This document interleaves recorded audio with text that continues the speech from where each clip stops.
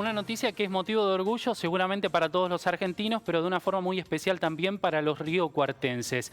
En algunas horas nada más, desde Bariloche partirá el satélite SAOCOM 1B con destino a Cabo Cañaveral, donde se espera que en los últimos días del mes de marzo sea lanzado al espacio. Es un satélite que se suma ya a otros satélites argentinos que están orbitando en el espacio y que será de mucha utilidad para algunas cuestiones, como por ejemplo las cuestiones agropecuarias. Allí en el satélite SAOCOM 1B estuvieron trabajando manos riocuartenses y vamos a hablar con una de las personas que estuvo trabajando en este desarrollo de suma importancia para la ciencia y para la técnica argentina. Está con nosotros Esteban Carranza, que es el CEO de Ascensio Technologies, una empresa riocuartense de la que hemos hablado en otras oportunidades y siempre es bueno volver a hablar de esto. Gracias, Esteban, por acompañarnos. No, gracias a ustedes, siempre es un placer poder compartir este espacio. Bueno, vamos a partir desde lo básico. ¿Qué es el SAOCOM 1B? ¿Y qué utilidad tiene? ¿Por qué la relevancia de la que están hablando ahora en todo el país? Perfecto. Es el segundo hermanito de una familia, el 1A y el 1B completan una constelación que obedece a un acuerdo internacional de un trabajo conjunto con la Agencia Espacial Italiana. Sobre la misma órbita están orbitando o van a estar orbitando con la aparición del 1B un total de 6 satélites, 4 italianos y 2 argentinos. Estos satélites se dedican exclusivamente a la captura de información de la Tierra o de observación de la Tierra, y con el procesamiento de esa información se consiguen variables estratégicas, entre otros casos el caso de la humedad en el suelo, que impacta, como vos decías, en la parte agropecuaria y en lo económico, y hay otras aplicaciones que tienen que ver con emergencias, evaluaciones de desplazamiento de terreno y etcétera. Claro, sería muy difícil con la tecnología disponible hoy acceder a esa información tan precisa que va a permitir tener este satélite, ¿no? En realidad lo importante es la cantidad de superficies en la escala, o sea, medir hoy humedad en el terreno en forma directa lleva a la medición a situaciones muy pequeñas, hectáreas, no vamos a poder ver escalas más grandes que esta. En cambio, esta medición indirecta a través de un instrumento muy sofisticado que llevan estos satélites, se puede escalar a volúmenes de territorio muy grande, y además se puede sostener esta medición con una revisita muy frecuente. Un satélite de estas órbitas demora 16 días aproximadamente en estar en condiciones de volver a tomar la misma información. Al contar 2, ya esos 16 días se convierten en 8.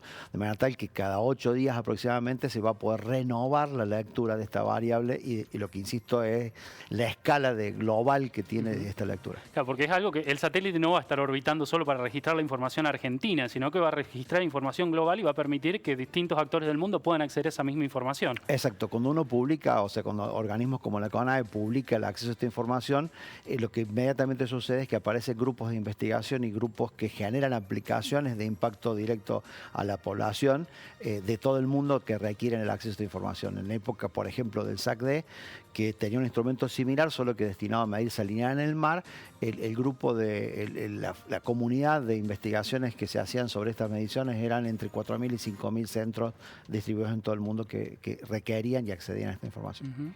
Bueno, este es un desarrollo que está comandado por el Estado Nacional a través del INVAP, de la CONAE también, pero ha tenido participación privada, y ahí es donde ustedes aparecen también. En tu caso, desde la empresa han colaborado también. Correcto. El mapa sería el siguiente. Existen agencias espaciales, en este caso la Agencia Espacial Italiana y la Agencia Espacial Argentina, representada por CONAE, que generan el ámbito de esta misión internacional. Después aparecen proveedores, y los proveedores que dan vuelta alrededor de este desarrollo del SAOCOM, básicamente está INVAP como principal proveedor de lo que se conoce como segmento de vuelo, que es prácticamente el satélite, y el principal proveedor en segmento de tierra somos nosotros. Nuestra empresa es el principal proveedor de CONAE en segmento de tierra. Y empiezan a aparecer un cúmulo de empresas que orbitan alrededor de estas como subcontratadas o directamente por CONAE, que contribuyen y participan en este desarrollo. Eso quiere decir que gran parte de los componentes de este satélite, que en algunos días va a comenzar a orbitar, fueron hechos aquí cerquita de nuestras casas, en la ciudad de Río Cuarto. Correcto, que fueron hechos por nuestra empresa. Todo lo que tiene que ver con el segmento de tierra, la mayor parte del segmento de tierra es diseño y desarrollo nuestro, y está operando desde el lanzamiento del 1A, y ahora esperamos tener un poco el doble de trabajo más, digamos, sobre el segmento de tierra a la hora de hacer procesamiento de información. Bueno, ¿cuánto tiempo trabajando en esto y cuántas personas? Cuando uno dice esto, supongo que se refiere al satélite, a la misión de SOCOM. Es una misión compleja, que no solamente aparecen los SOCOM dando vuelta provistos por la Agencia Espacial Argentina, sino que aparecen los satélites Cosmos italianos. Esto tuvo origen alrededor del 2007, es decir, inclusive antes que como empresa existiéramos, y empieza, digamos, con el desafío de lograr encontrar métodos de medición de estas variables por métodos indirectos. Bueno, y el devenir del tiempo hizo que nosotros, en el caso nuestro, el desarrollo del segmento de tierra nos ha ocupado gran parte de los últimos 3 años de nuestra vida, digamos, y ahora empieza justo con el recibir el Antonov, este avión tan grande que se va a cargar el satélite, se lo va a llevar. Empieza un periodo muy rico de tensiones y de logros, porque uno ve que el esfuerzo de mucha gente, de muchas organizaciones, empieza a juntarse, a combinarse en un momento crítico. Dentro de unas semanas, cuando estemos en el momento del lanzamiento en Cabo Cañaveral, se va a ver que la gente que trabajó para SpaceX para hacer el vector de lanzamiento pone toda su tecnología ahí para poner el satélite que fabricó INVAP para que los sistemas nuestros funcionen, para poder dar soporte al lanzamiento, y mágicamente en un ratito todo eso funciona coordinadamente. Bueno, se te escucha apasionado, pero por otro lado orgulloso y hasta con los ojos vidriosos. Imagino que bueno, para nosotros también es un orgullo muy grande, porque pienso que entre la gente que trabaja en esta empresa riocuartense hay muchos profesionales que han nacido en nuestra propia universidad y que se han formado especialmente para para una cuestión satelital, ¿no? Correcto, la verdad que uno se emociona porque realmente cuando para un poco el juego del día a día puede observar la importancia de la contribución o de haber participado en un proyecto tan grande como esto. Rescato un punto que por ahí pasa desapercibido en esto. El instrumento que lleva a bordo el SOCOM es un radar de apertura sintética.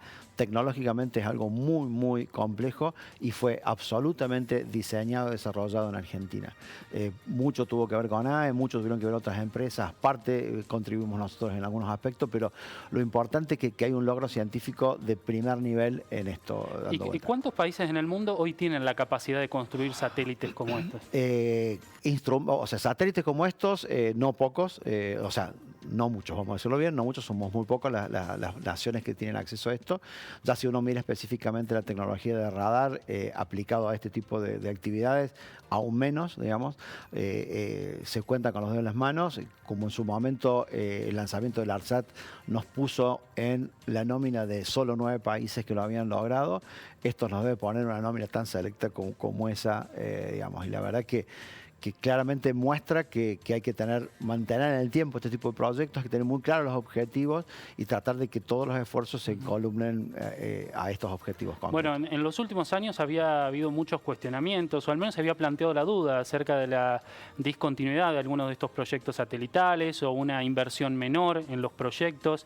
¿Esto era así y ha mejorado o no? Yo creo que como vos planteás, lo que se ve es cuestionamientos y dudas, pero lo que realmente existe es si este tipo de actividades están o no en la agenda crítica de quienes conducen los países.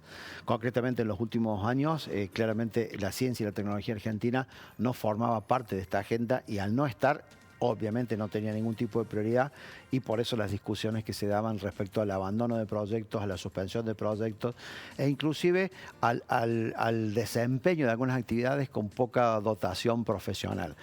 Yo festejo de los últimos meses el habernos enterado de que nuevamente los proyectos se ponen sobre una mesa, están listados, están siendo analizados, están siendo reformulados, porque haber parado 4 o 5 años supone que ya no sé, sabemos si claramente vale la pena hacer en términos técnicos lo mismo. Celebro muchísimo que la discusión esté, claramente estamos en la agenda.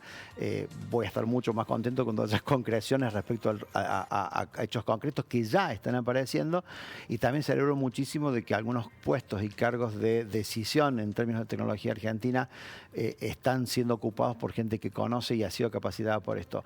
Hace muy poco tiempo Río Cuarto estuvo muy orgulloso de que una egresada de nuestras aulas ocupara un lugar importante en el directorio de ARSAT, y la verdad que ese es el camino, y el ver que se llega de esa forma y se llega con esas capacidades, me parece que va a generar un ambiente en donde estos proyectos van a merecer una correcta discusión desde lo técnico al menos. Bueno, felicitaciones por el trabajo. Muchas gracias. Estaremos todos expectantes. ¿El mes de marzo qué día es? La ventana de lanzamiento es el día 31 el primero, o sea, está previsto que se lance en esa ventana. Si no se logra lanzar por algunas condiciones externas en esa ventana, hay que reprogramar.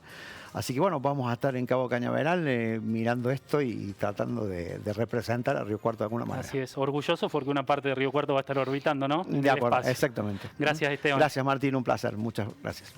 Bueno, seguimos nosotros. Hay más noticias aquí en Telediario.